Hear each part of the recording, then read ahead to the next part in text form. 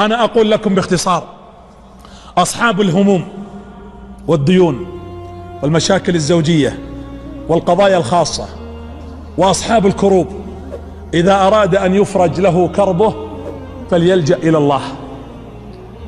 يونس عليه السلام في سفينة ووضعوا قرعة، لما رأوا ذلك الحوت الضخم في البحر كاد أن يحطم سفينتهم أو يلتقمها، فقالوا لا بد أن نضع طعما ونضحي بواحد، فاقترعوا، فكان الوقوع السهم على يونس عليه السلام. ثم قال ربانها إن هذا رجل ظاهره الصلاح، لنعيد القرعة مرة أخرى لعل يخرج غيره، فتعاد 3 مرات فيكون على يونس الخيار، كما قال الله جل وعلا: فساهم فكان من المدحضين.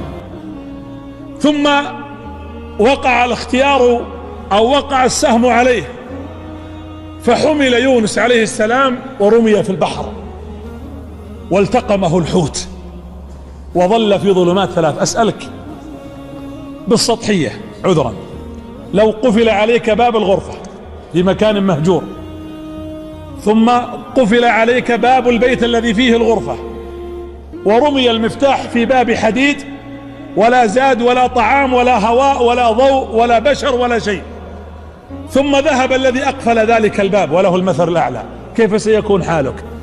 يونس ما تغير ارتباطه بالله، لأن تغير المكان والظروف لا تغير قلبا تعلق بربه جل في علاه مطلقا موحد، في ظلمات 3: ظلمة ليل، ظلمة البحر، وظلمة الحوت، ومع ذلك كان التوحيد حاضرا: لا إله إلا أنت سبحانك إني كنت من الظالمين. فجاءت الإجابة بعدها فنجيناه. لا يمكن أن تدعو بهذا الدعاء، وهذا دعاء كرب: لا إله إلا أنت سبحانك إني كنت من الظالمين.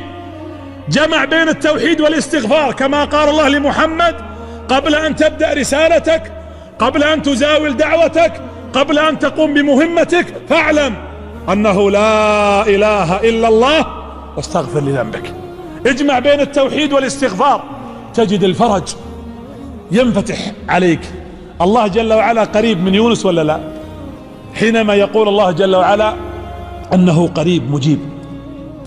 القرب. الآن بس أريد منكم اسكت، لا تتكلم، أنا سأسكت. كل منا يناجي ربه بينه وبين نفسه. أنا لا أعلم كل منكم بماذا يناجي.